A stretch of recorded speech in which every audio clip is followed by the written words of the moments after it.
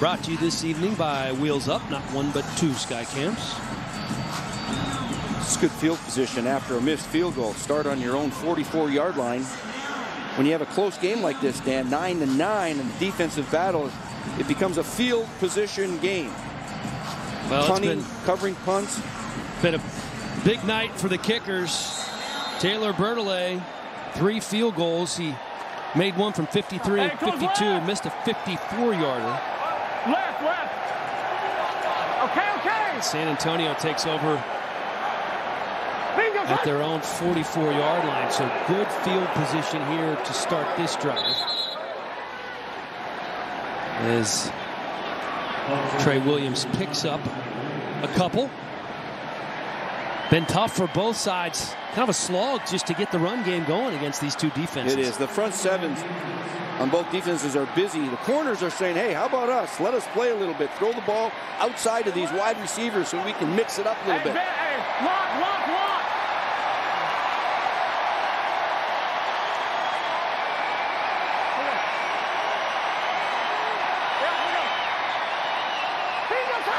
Williams in the backfield beside Woodside. And flags flying everywhere in the secondary.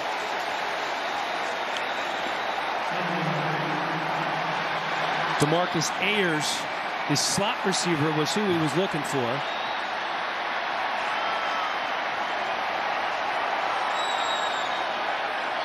And Andre Tolliver in disbelief. Illegal contact. Defense number 38. 5-yard penalty on a first down. Yeah, they're starting to wave in this stadium. Look at this thing. All right, watch. We're a little smash route. He's going to run the corner right here. You get a little handsy past 5 yards. That's a penalty. Automatic first down. So illegal contact on Andre Tolliver, the 8th penalty of the ballgame for Salt Lake. First down to the 48, keeping it on the ground. Little reverse here. And it looks like there could be some room for Greg Ward Jr. Oh, that speed is scary once he gets going. But now there's some words between Silver Salinga and DeMarcus Ayers. The weight differential there, about 150 pounds. That's a mismatch right there. Okay. You're talking about a fast defense, but you're trying to run the reverse right here. But look at the discipline right here. These guys aren't getting fooled at all. They said, you know what, run whatever you want to run. We're going to play our gap control. We're going to wait on these reverses, and then we're going to hustle to the ball. Gang tackle. Chris Odom again making the tackle. We have called Chris Odom's name several times tonight.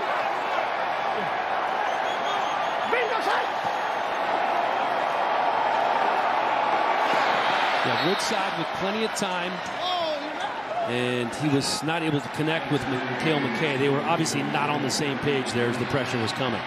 Yeah, and then pressure now is going to make a quarterback throw it a little bit early or inaccurately. Mikhail McKay, he's one of the finest receivers in this league. He wanted a back shoulder throw, but boy, when you get knocked down, hard to be accurate. And it was Chris Odom again. Look at the wave. Mooch. Come on, everybody up, everybody up. Hey, Raider. Hey, here we go. Hey, Raider. I know, yeah.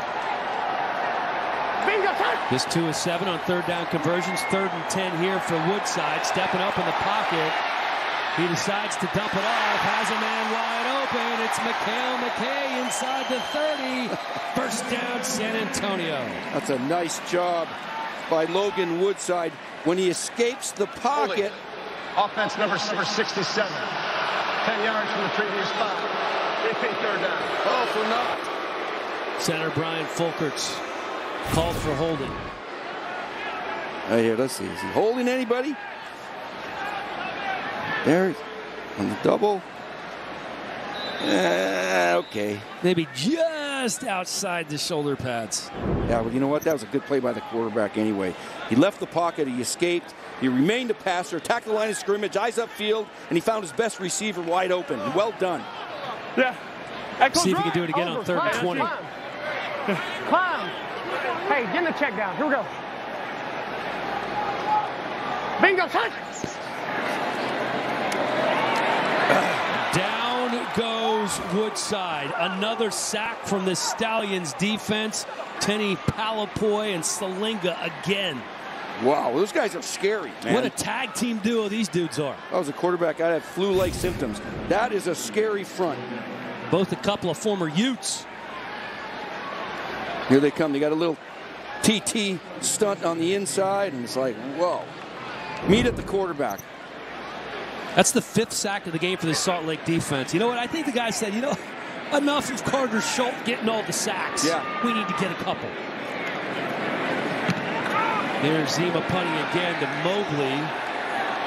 Let's see if Zima makes another tackle. Not given a chance. Good coverage. Better coverage that time.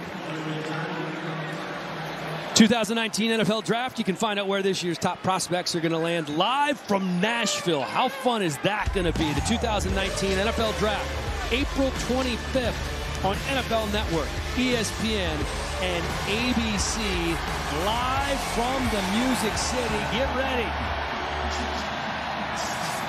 The most underrated city in America, Nashville, Tennessee, Mooch. What are you looking forward to the most? In the draft? Yeah, the draft. Man, I love the draft. You know, these teams all, right now, everybody's very hopeful. Get some good players that help their football teams. It's going to be exciting. It always is. Completed from 30-yard line. Woodrum to Nick Truesdell. So that's the 21st target and the 21st catch for Nick Truesdell. What a story this guy is. 29 years old. Played college football at Cincinnati for just a few games before he was kicked off the team. He's played in 6 or 7 different professional leagues now. Well, you know what? He's coming into his own right now, isn't he? He's having, talk about rhythm up with the quarterback. I'd throw him the ball about another 6 times in this game. So 3 catches for 40 yards so far for Truesdell. 5 receivers set for Woodruff. Throw to the left side, going down low to get it is Adonis Jennings. And there again is that zone coverage. They're going to say, hey, you're not going to take a shot. You're going to check it down. We're going to come up and rally and make a tackle.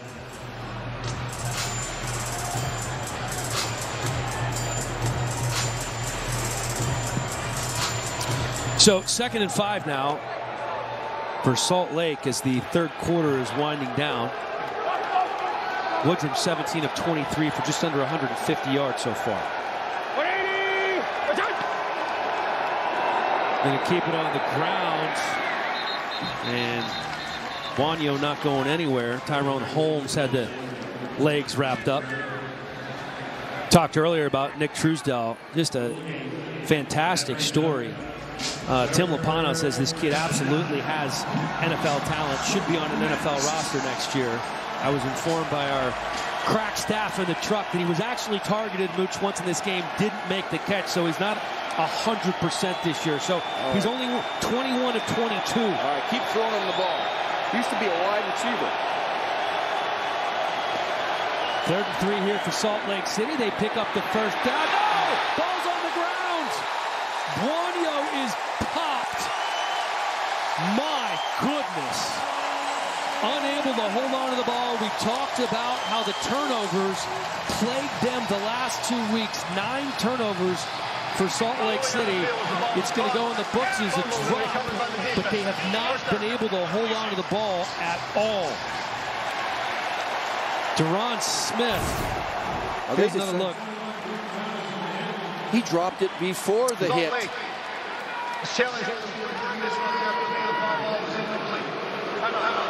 Duke Thomas coming in and making the hit. He just couldn't get his hands on the ball. And it looks like Deron Smith had it in the field of play.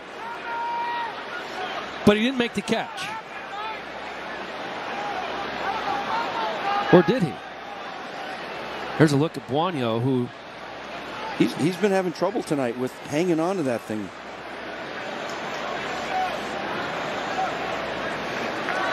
Referee John O'Neill. Let's take a look and see if he caught it or not. He was bobbling. I don't know that he ever had control of that ball, Mooch. Yeah, probably not. So you see the beanbag tossed on the field. Wait and find out exactly what the ruling is. Or they're trying to determine if it was a catch. If it was, certainly turnover. Do not have a catch. Let's see. All right, it's the video is going in between things. Okay, so he's got possession. One, nope, he doesn't have possession. You have any other angles coming in, guys? Get this forward.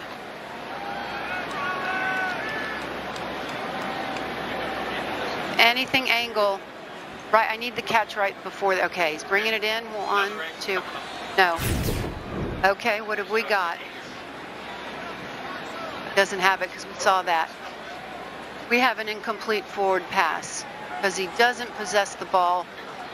Okay, hold on. We know that that was loose already. Now he's got it. All right, John, are you with me? I'm here. All right. We have an incomplete forward pass. We're going to reverse this to an incomplete forward pass. Hit the ground. Clock is going to be set. Check the clock. Or hit the ground right there. 26 seconds. 4th and 3. 4th and 3 at what yard line, Terry? It's an incomplete forward pass, so we're going back to the previous spot, which was a 45. Hash 2. After further review, it was an incomplete pass. The 4th and 3 at the 45-yard line. Please adjust the clock to 26 seconds. Correct. All right, so John O'Neill announcing to the crowd they don't like the call. After further review, it was an incomplete pass. Ball will be placed at the 45-yard line where it'll be 4th down, 3 yards to go. Please adjust the game clock to 26 seconds. Salt Lake is not charged a timeout and will use their challenge again. Boo Birds are out, but absolutely the right call there. The replay official, Terry Valenti, looking at all the angles, and that's what we thought. Overturning the call on the field, the official review with access provided to you by Tecovas. Well, that was very well done. Ended up with the right call, exact right call. That was good stuff.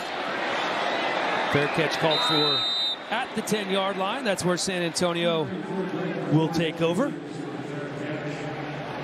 No chance there for Greg Ward Jr. to get the return as we look at Joel Buonio on the bench here.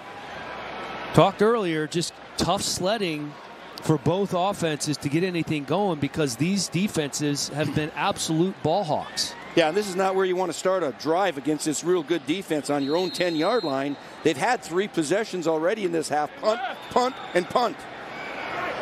Hey, pistol! Hey, echo! Echo! Echo, echo, echo. Yeah, bingo, son!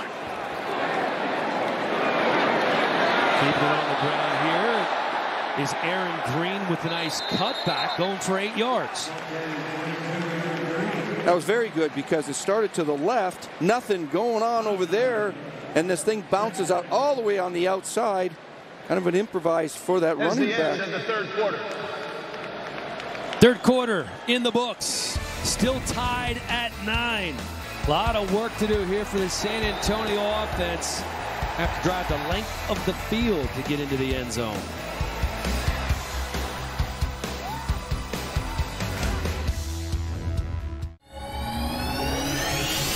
These scouts will throw away your 3-4 years worth of film if you don't take this process serious enough. I expect to go on the show. I'm the complete package. It just comes natural. My goal is to come in and help a team win a championship. I just can't wait to go on that stage, show my talents. I'm just ready to be great right now.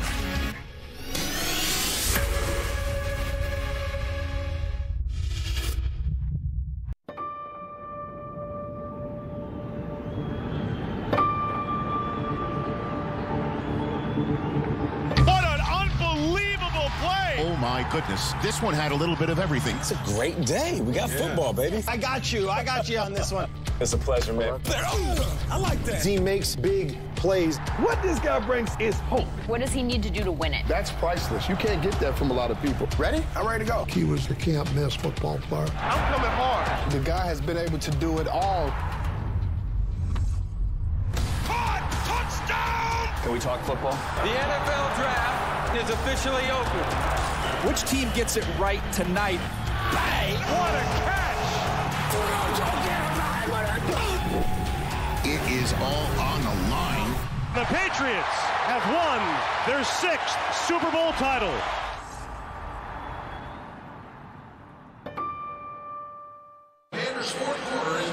Defensive battle here in San Antonio, making it very tough on the quarterbacks. Jason Fisher on the sideline right now with Salt Lake quarterback Josh Woodrum.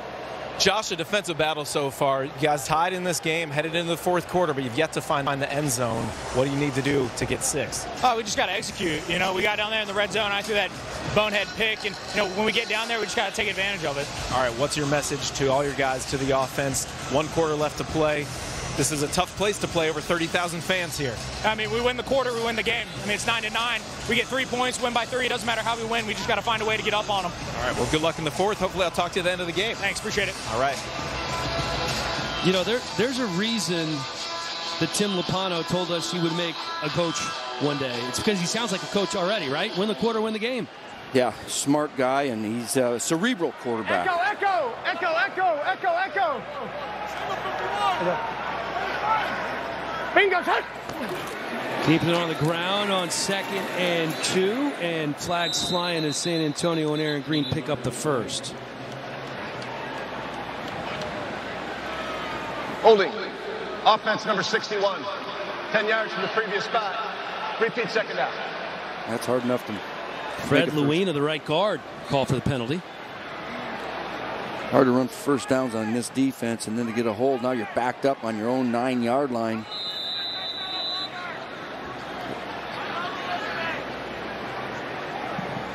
That's the 6th penalty of the game for the Commanders. And that sets up 2nd and 11. Green remains in the game at running back. Here we go. Bingo, touch. Woodside operating out of the pistol. This is Green, and Green may have lost 2. John Timu making the tackle. And defensive coordinator Ronnie Lee saying, let's keep them down in here, making punt out of their own end zone. Again, you'll see penetration. Everybody's coming up, filling their gaps on the run game. It's 3rd down and real long. I don't know if Commanders are going to drop back into the end zone or not, but boy, if they can make them punt from down here, they're going to have great field position. Goes right. Hey, 50 Just 24 rushing yards in the game for San Antonio. Looking at 3rd and 12. Here we go. Bingo, touch. Keeping it on the ground to Green on the draw. Fights just to get back to the line of scrimmage. Crowd doesn't like that call. No, they don't. You know, but they're not playing quarterback. They're not calling plays because it's hard to move the ball against this defense. So it's one of those, like I said earlier, it's a field position game. This punt is huge. Punter's got to get the ball up nice and high, force the fair catch, because we've seen 2 punt returns come back at him. One was called back and one set up a score. Joseph Zima averaging 44.5 yards per punt. Sam Mobley back deep. Waiting in his own 45-yard line. Wow, flags coming, punter roughed. Mobley catches the ball at the 46. And I don't think it's going to matter because you could see Zima just got crunched. He's limping. There's going to be an automatic first down over here. Roughing. Personal foul. Roughing the kicker. Defense number 31. Wow. 15 yards from the previous spot. Automatic first down. That was huge. Jordan Stearns called for the penalty. Here's another look. Oh, boy. He came free. When you rush the punt, you try to block it, you got to go in front of that punter by a few yards and lay out, not into the punter. Well, he was going for the block.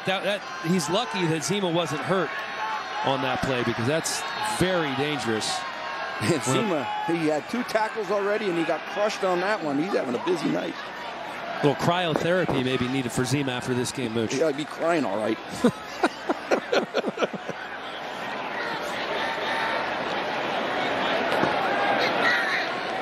David Cobb checking into the game at running back for San Antonio. Danny. Quick pass incomplete, as Diar's unable to hold on. Neither offense is willing to throw the ball down the field. They want to throw it quickly on 3 steps.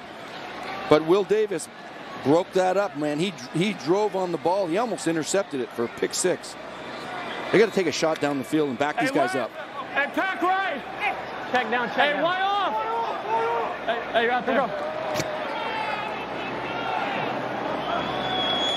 Bingo, touch. Thrown on 2nd and 10. Deep down the middle. Almost picked off. C.J. Smith had a hand on it. Looking for Mikhail McKay. And C.J. Smith did the juggling act and wasn't able to come up with a pick. Yeah, Mikhail McKay now 6'3". Go up there with 2 hands and go win that thing. I like the play call. Take a shot, back these guys up a little bit. They're crowding everybody at the line of scrimmage. Mikhail McKay is one of the better receivers in the Alliance. Got to get him the ball.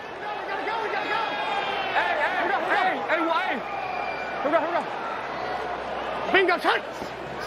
3rd and 10. Woodside pressured again, and down goes Woodside. The Stallions defense, particularly up the middle, has been borderline unstoppable. Salinga among those there, as was Luke Carazola.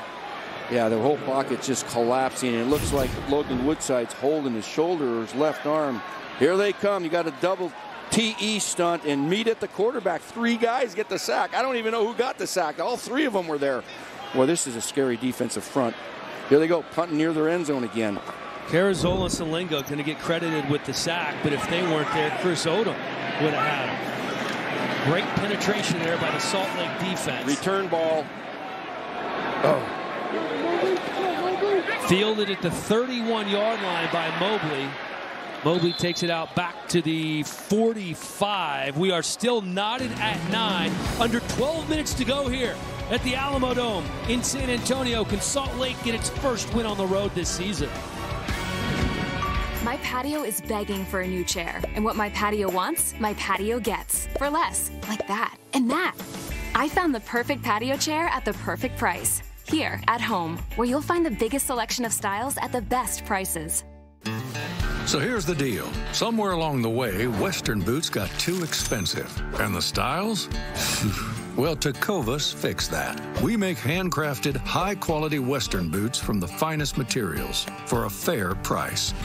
With free shipping, returns, and exchanges, and service that would make our grandmothers proud. From comfort to quality to price, value is one of our values. Find your pair only at Tecovas.com. I'm looking for a lamp I'll love. One that can really, light up a room. There, there. I found the perfect lamp and shade at the perfect price. Here, at home, where you'll find every style with the biggest selection at the best prices. Here is San Antonio backup quarterback Marquise Williams warming up after Logan Woodside getting checked out after he took that last hit on the sack. I just landed on the full body weight of Silver Salinga, who goes about 350 pounds, holding that looks like a left shoulder. And that's been the theme tonight. You got guys hitting the quarterbacks, both of them actually. But Logan Woodside, when he gets hit or sacked, there's 2 and 3 of them there at the same time. Marquise Williams has played this season. Played his college ball at North Carolina. Very good quarterback at North Carolina was Williams. He's the reason that Mitch Trubisky only started 1 year, because Marquise started 33 games, kept Trubisky, a first-round draft pick, and starting quarterback for the Bears, on the bench. Yep. So here's Woodrum. He said you win the quarter, you win the game. They could chew up a lot of clock here and find the end zone if everything goes right. Lamorne Pearson L. not able to make the grab. You don't see that drop very often. You do not. He's tremendous in the slot, on the option routes, the slant routes, the seam routes. But you got to play catch. Little low, couldn't hang on. Got to make 2 first downs on this drive to get in field goal range. Swing, swing to left. 2nd and 10 from the 45 for the Stallions.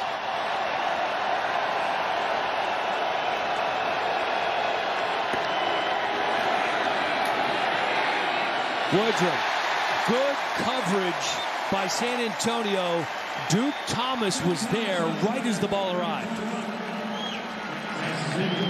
And this is a situation where the DB is coming back to the ball harder than the receiver. Come and get it. Perfect timing. I thought he might have gotten there a bit early, but on the replay, it looked like that was perfect.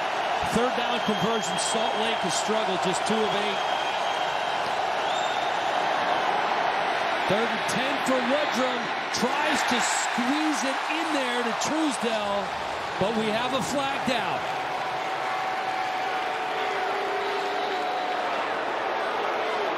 Yeah, we're going to have PI. We're going to have an automatic first down. Pass interference. Defense number 25. Ball will be placed if it's a foul. First down. Crowd doesn't like that one. That's Curtis Drummond, moved into the starting lineup when Orion Stewart was unable to play today. Very high on Curtis Drummond. Talked to Moose Johnson, the GM for San Antonio. He said this kid is a baller. Yeah, and he's a good leader too, and he's a Michigan State guy, played in the league for a little bit. Talking to a guy from the U right there, Lamar Thomas, the wide receiver coach. Have a little chat with Drummond. Woodrum rolling out to his right, nearly picked off. Adonis Jennings pulled up, didn't realize the ball was being thrown to him.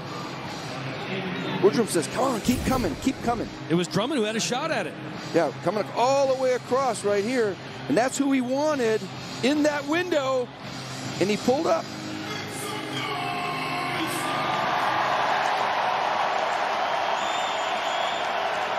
He just kind of cut that route off a little bit. 2nd and 10. Woodrum with 3 wide receivers to the right. Through the hands of Pearson L again. Woodrum must be saying to himself, guys, I just need somebody to make a catch. I need somebody to help me. A few passes back, he led Pearson L a little bit too far and low. He missed that one. This one was a little bit behind. It's all about playing catch. You got a chance right here in crunch time to go win this game, win the quarter, like Josh said. You got to play catch. Salt Lake coming in at 2-4. They closed the season out at home against San Antonio. This is close to a must-win game as it gets for the Stallions. 3rd and 10. Flags down. Prior to the snap, false start. Offense number 63. 5-yard penalty, still 3rd down. Crowd noise. Leon Johnson in at right tackle because Nick Callender was injured early in the game and left. Called for the penalty. Logan Woodside listed as questionable to return to the ball game. The San Antonio quarterback with a shoulder injury. 3rd and 15 for Salt Lake. Pressure coming, flags fly. False start. Offense number 63. 5-yard penalty, still 3rd down. Leon Johnson again. Well, credit the crowd again because this place is going wild. You're right, Mooch. Record crowd tonight, 30,345 strong, making their presence felt. That's the 11th penalty of the game on Salt Lake. So now looking at 3rd and 20. Can you afford to be conservative here?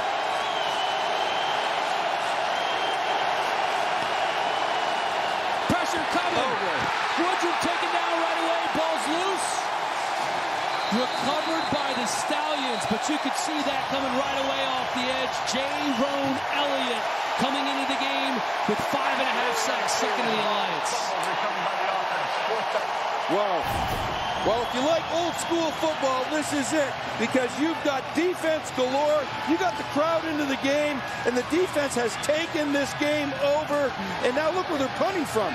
You're going to have good field position. If they kick it to Greg Ward, look out, this guy's dangerous. First sack of the game for San Antonio. That's now 6.5 sacks on the season for J-Rone Elliott. He ran a 79-yard touchdown return against Atlanta. Look out. Austin Rico's punt fielded at the 25-yard line. And that return goes for about 5 yards. What a game. Still tied at 9. Just over 10.5 to go. Here's the thing. 52% of guys experience erectile dysfunction, but 0% like talking about it. That's why we built Roman. For the first time ever, you can get ED meds prescribed online, shipped discreetly to your door. Chat online with U.S. licensed physicians. And get FDA-approved medication, all in single-dose packaging.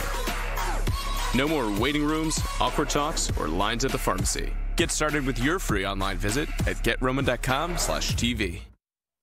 Whatever it takes for kids to build great futures. STEM education and flag football. Integrity and leadership. Whatever it takes. The Boys and Girls Clubs offer it. The Alliance is proud to help them transform kids' lives. Join us and donate by texting Team BGCA to 41444 now. Thank you! To help kids cross the goal line, you can join the effort by texting Team BGCA to 41444 to donate now. And there is a new quarterback in the ball game for San Antonio, Marquise Williams, the former North Carolina Tar Heel. Started 33 games during his time at UNC. Played a few preseason games for Green Bay in 2016. You mentioned that he kept Mitchell Trubisky on the bench, and I had a chance to interview Mitchell Trubisky, that's what I call him, all right? Second pick in the draft. I said, hey, you only started 1 year. How come you couldn't beat out the other guy? He said Marquise Williams was a heck of a player, heck of a leader. And he says he deserved to be the starter. And Marquise obviously having some issues with the communication, unable to get the play call in. Timeout called by San Antonio. We're back in a moment. Is it true you're the most gifted assassin in all of America? No. Buddy. He's being modest. You want to be an actor, Barry? Yes. When you're honest about who you really are, good things happen. There is inherent darkness in you. I had the same instinct about Charlie Manson. Awesome. Be the person that you say you are. It's about to go off.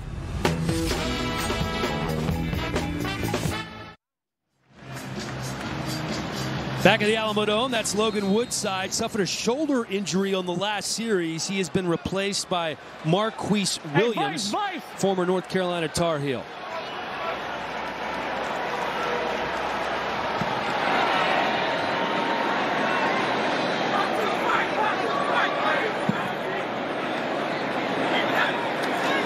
From the 30-yard line, first play of the game for Williams. Going to be a deep shot downfield.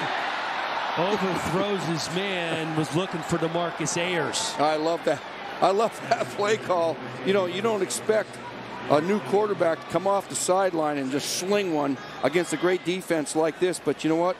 Watching him yesterday in practice, boy, does he have a nice arm. Strong arm, very confident. Maybe they're going to play more wide open. Close right, close right. Hey, we're on the back. Yeah. David Cobb into running back on 2nd and 10. And he goes for about 2 yards. You know, that looked like a little zone read, and if had Marquise pulled it there out of the stomach of the running back and ran around the right end, he had some yards to gain. They don't do that very often. 3rd and long.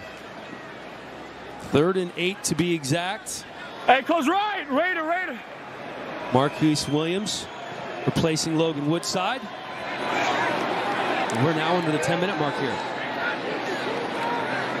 Williams going to run this one. Williams with some room, tries to cut it back inside, picks up the first down. And that's going to keep the chains and the clock moving. We haven't seen a first down very often in this half by the Commanders. There it is. He makes it with his legs.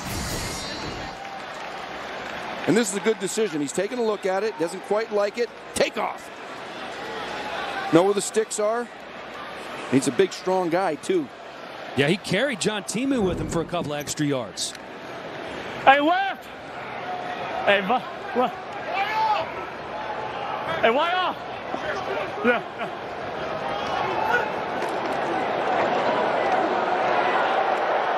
Up the middle goes David Cobb for 6. And get an injury. We have another player down.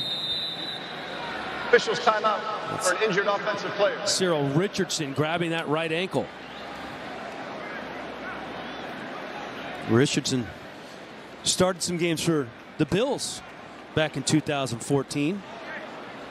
Yeah, coming out of Baylor now. He was a unanimous All-American. Very highly regarded in the draft.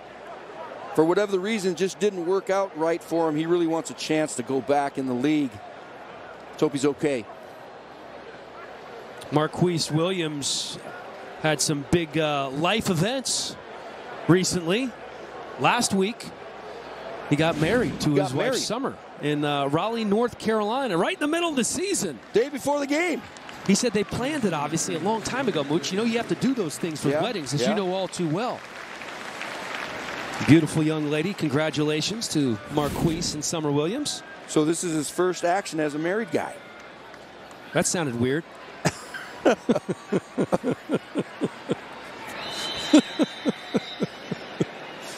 All right, back to football.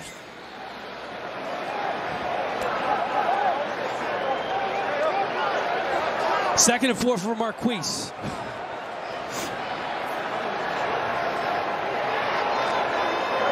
Here he goes. Keeping it himself, and look at the wheels for Marquise Williams.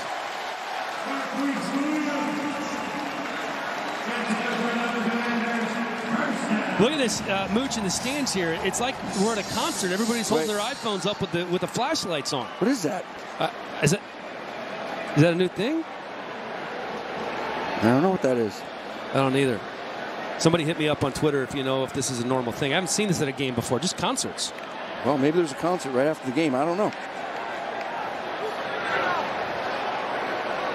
1st and 10 from the 43 for Williams. Williams has a man open, complete for the first down. Wow. Greg Ward Jr. coming back to make a huge catch for San Antonio. Boy, I like that. Move Marquise out of the pocket with some movement. Look at the strong arm that he's got right here and accurate down the field. They're in field goal range right now. I know they don't want to play for a field goal, but right now if they don't go backwards, they got a chance to have the field goal take the lead. They want 6 or 8. So that's the first completion of the game for Williams, and it goes for 13. Ball now on the 30 as they decide to keep it on the ground with Farrow. And not a whole lot going here for Farrow as he's bottled up at the line of scrimmage. Let's check in with Jason Fisher. Jason. Well, Dan, you were asking about the lights. This is a pretty cool scene here in San Antonio. These fans are into the games. You saw they started the wave earlier. They had to put up on the scoreboard, hey, quiet please, offense at work. So a section of fans instructed everyone to take out their phones, put out the lights, and it kind of started from there. How about that Salt Lake defense coming up huge again? Timu in there, Salinga in there. What you don't want is to go backwards. No sacks, no penalties, no tackles for losses. That was a loss right there. You want to go forward to make this field goal makeable. 3rd and 11. Got to have positive yardage. So this would be close to a 49-50 yarder if they had to kick it from right here. They're looking at 3rd and 11. And just 3 of 11 on 3rd down conversions.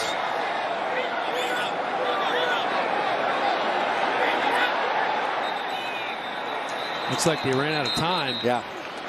There were some communication issues going on there. Game. Offense. Yard penalty. Still third down. All right. Remember, it's a 35-second clock. Just faster than the NFL's 40-second clock. He's ran out of time right there. Looked like he wanted to change the play, or maybe the center didn't hear him say, hot. They didn't want that. Now they're on the 36-yard line. This will be a long field goal. 54 yards if they have to kick from back here. Chunk play would be nice. Anything would be nice. Wouldn't be surprised if they just keep it in Williams' hands and let him run it. Done a nice job so far. Trey Williams. Beside Williams in the backfield. Wilson room! Into the end zone!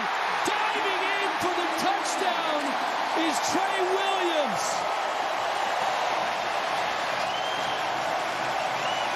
A 36-yard score for the 5'7", 200-pound speed merchant out of Texas A&M. Well, there's your chunk play that you were asking for. And it's a little swing route out here. You got to pick up some blocks. Watch all these guys blocking down the field. Very well done in open space. Now, hit fifth gear and hit a touchdown right there inside the pylon. How about that? Down goes starting quarterback Logan Woodside. In comes Marquise Williams. And it was a great play call because it was a simple throw. Just throw the wide route to your back. Receivers have to block. They executed it beautifully. Up by 6. 2-point conversion attempt here. Williams looks to throw. Goes the other way. Back in the corner of the end zone. Catch is made by Greg Ward. And San Antonio with the huge touchdown catch from Trey Williams and the 2-point conversion to Greg Ward Jr. caps a 9-play, 70-yard drive that ate up over 5 minutes of clock. Now 17-9. The crowd has come to life. Marquise Williams sparking this Commanders offense.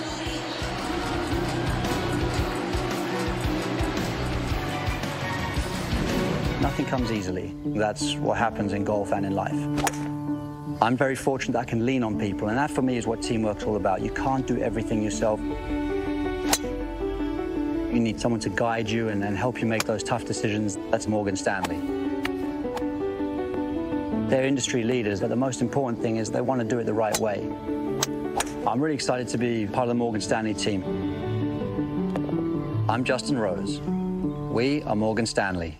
This land is your land, this land is my land, from California to the New York Island, from the Redwood Forest to the Gulf Stream waters. This land was made for you and me. A little Williams to Williams connection. Marquise to Trey out of Texas A&M for the touchdown. The 2-point conversion attempt to Greg Ward makes it an 8-point swing. And now Salt Lake has some work to do with 5:25 left in the ball game. Down by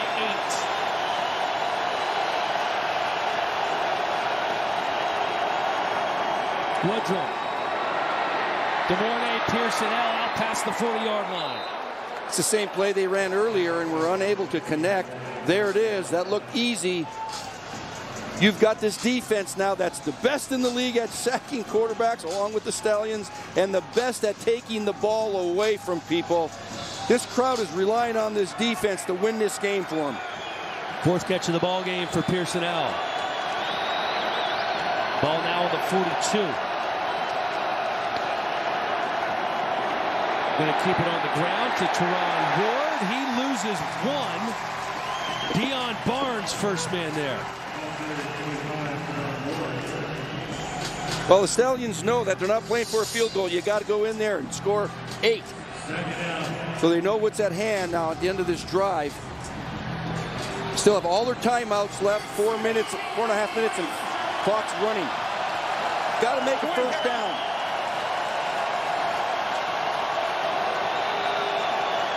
Bunch formation to the right. Keep your eye on Nick Truesdell. Woodrum pressured. Woodrum down. Sack for the defense. That's Austin Larkin.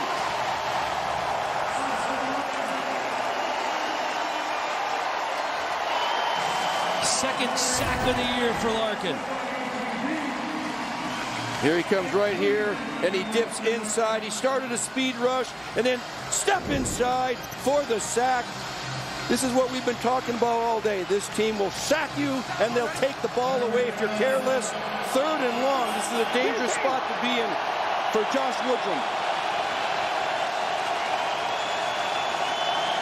Ward in the backfield. 3rd and 17 for Woodrum. Has a man over the middle. First down and more down to the 30-yard line. Guess who? I was a play early when I said keep an eye on Nick Truesdell. Guess who, man? This guy has been automatic. All right, right down the seam. Here he goes, going to split 2 deep coverage. You got safeties wide. That ball's thrown up and over the top of the linebacker before the safeties can get there. That was an excellent thrown catch. 4 catches, 74 yards in the game for Truesdell. Coming off a 5-reception performance last week. First down at the 31. Pearsonell not able to hold on. Looked like Bosby got his hand in there. Boy, that's a couple of good players now. Pearsonell, a heck of a receiver, and Bosby, who leads this league in interceptions and defense passes, he made the play on that one. He won.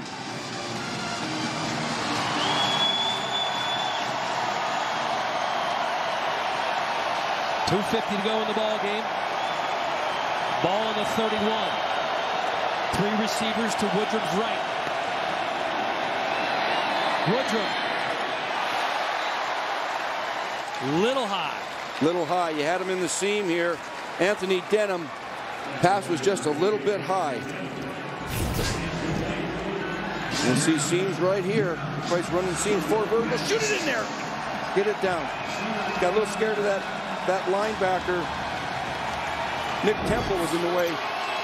Turnovers have absolutely killed the Stallions the last 2 weeks. Led the AAF with 9. Not lined up. San Antonio defense coming up and making that play on Brian Timms. All right, 4th down. Dutra from his free safety position. Flying in there. And you got to go for it here. Yeah, you're not going to consider a field. You might not get the ball back, so let's go. You got to have 5 yards here. We're going to be throwing it. Watch Pearsonell in the slot. He's their go-to guy. Right here. Woodrum. Did he squeeze it in there? I think he's got it. I think he made the catch.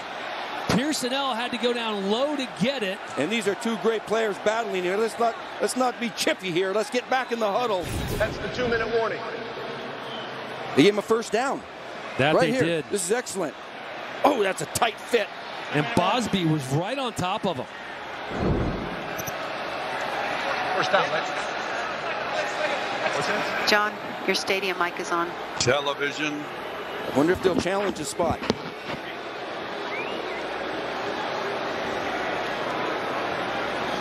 San Antonio has 2 timeouts. Salt Lake has all 3. Is that correct? Okay. Tap. 1 ball for the last 2 minutes. You own it sideline to sideline. Terry, all replays starting there with you, right? That's right. Instant player, timeout. You're going to start the clock on the snap after a penalty and a runner out of bounds. No sub mechanics in these last 2 minutes, right? I want over.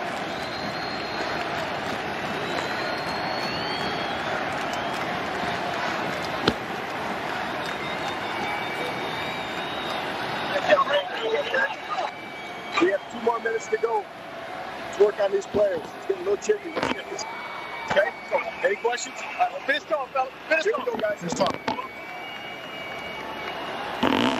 That was referee John O'Neill, line judge Tom Eaton talking to Dennis Erickson. They're good officials now. About 60% of these officials are on the NFL developmental list. That means they're being trained to be the next possibilities officiating in the National Football League. Boy, do they do a good job. Just a reminder, if you're just tuning in, no extra points, only 2-point conversions. So a touchdown and a 2-point conversion ties this game up.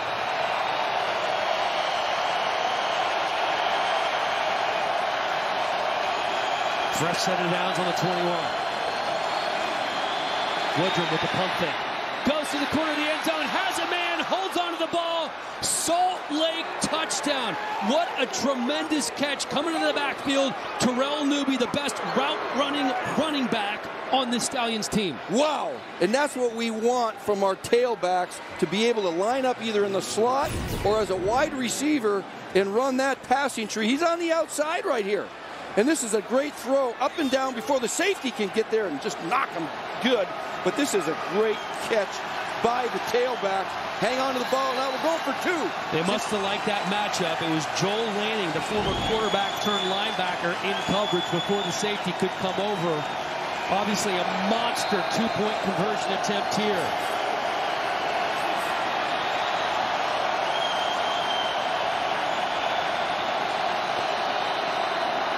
Woodrum to the end zone, picked off. There's a lot of room.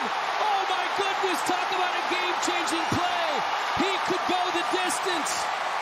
It is Devontae Bosby with his 5th interception of the season.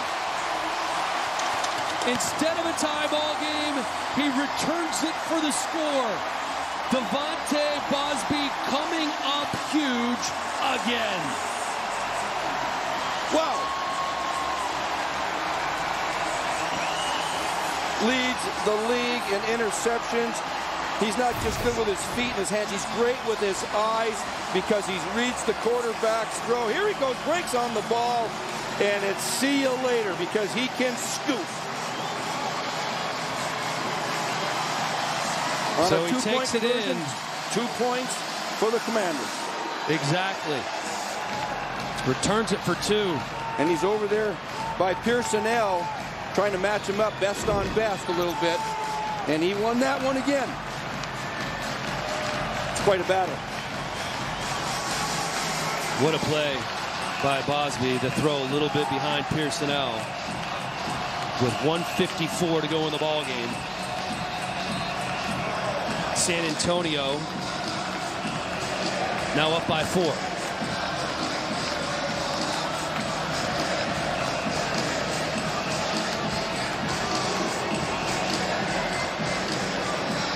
Now remember, Mooch,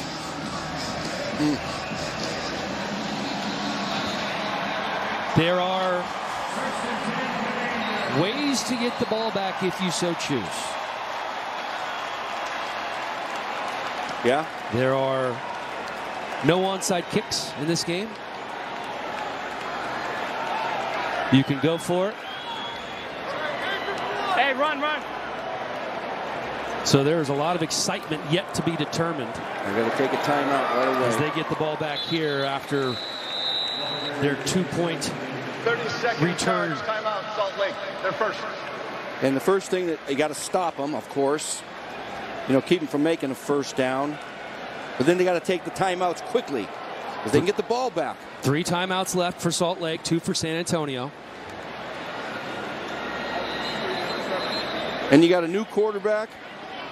If they're going to throw the ball, maybe they put him on the move. So if he doesn't like it, he can run. Marquise Williams, a good runner, strong guy. But I got a feeling they're going to just slam it up in there one more time here against a very stout defense. Maybe a zone read.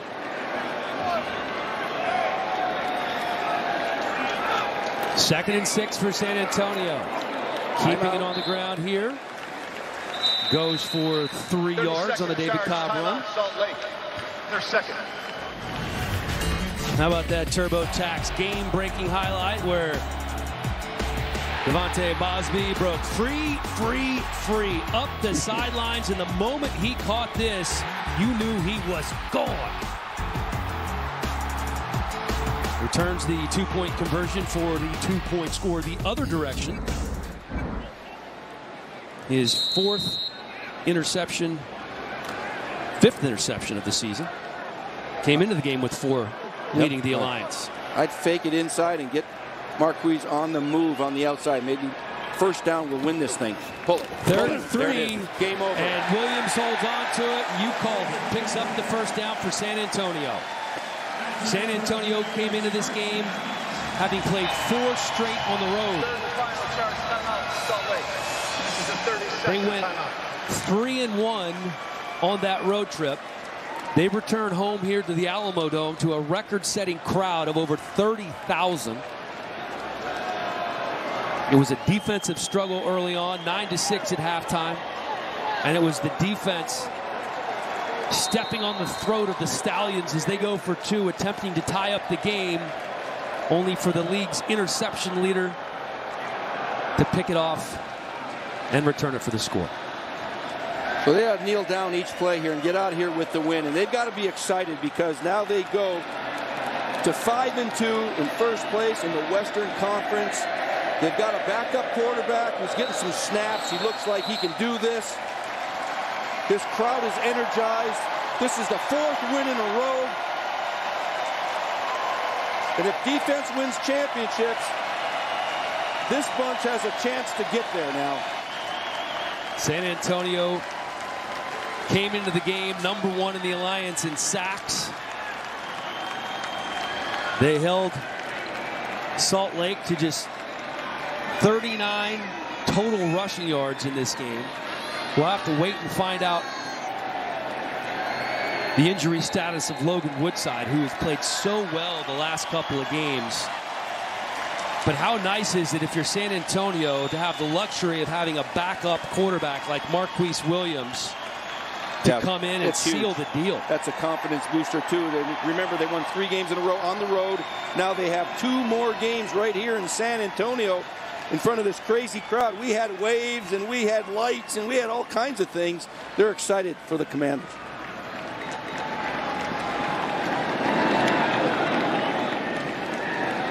This win pushes their winning streak to 4 games. Their record to 5-2. They remain at first place in the West and appear to be on a collision course with the postseason. I could not help but be so happy for head coach Mike Riley, who he literally loves what he's doing here. He was way back with the World League of American Football, the San Antonio Riders. He was coaching them. He bought a house in the 90s right outside San Antonio in Green, Texas. They never sold it. They kept it. There's 2 good coaches right there, boy. Friends of mine. We've gone way back, and this league's lucky to have them both. Dennis Erickson and Mike Riley. A couple of former NFL head coaches, former head coaches at Oregon State. A lot of mutual respect there. As this San Antonio team, Mooch, let's not forget, we've talked so much about the 4 straight road games, but now they have 3 in a row at home before they wrap up the season. And they play Arizona at home next week, and then they have Memphis. And then they wrap up the season in Salt Lake. You know, Memphis has Johnny Manziel. We'll find out about all that, right? That we will. Let's check in with the winning head coach and Jason down on the sideline. Coach Riley, 4 wins in a row. You're now 5-2, first place. What does this win mean for you and your team? It's a great win for our team, and it was hard. It was hard. We couldn't find much going, and, you know, Logan fought like crazy, and Marquise went in there and just did a heck of a job. We made some plays, and then the big stop defensively. What a crazy game. That's a great example of what this football league's about right there. Absolutely. Now, when Logan got hurt, Marquise stepped up. It was a tie game. Talk a little bit about that drive. I mean, what did that mean that you got more than one quarterback on this team? Yeah. You know, we've liked our quarterback room for a long time, and earlier in the year I was alternating those guys, and we kind of went away from that, but thank goodness for Marquise tonight. He went in there with poise and made plays and won the game for us. All right, congrats, Coach. Go enjoy this one. Thank you. Dan, Mooch, back to you guys. All right, Jason, thank you very much. Look at the standings there. I said a collision course for the postseason. It could be a collision course for the championship game and a potential matchup with Orlando. Orlando dealt its first loss last week to Arizona, but firmly entrenched in first place in the East. They've already locked up a playoff position. San Antonio, potentially a chance to do that next week. Very impressive performance from the Commanders, who will host Arizona next Sunday right here on NFL Network. A game that was exciting right down to the end. A true Alliance performance from San Antonio. Salt Lake trying to get back on track next week. For Steve Mariucci, all of our good men and women in the truck, I'm Dan Hellie. Everybody have a great rest of your weekend. They can't stop us. They can judge or dismiss us, but we'll come back. Because you can't stop pride or power.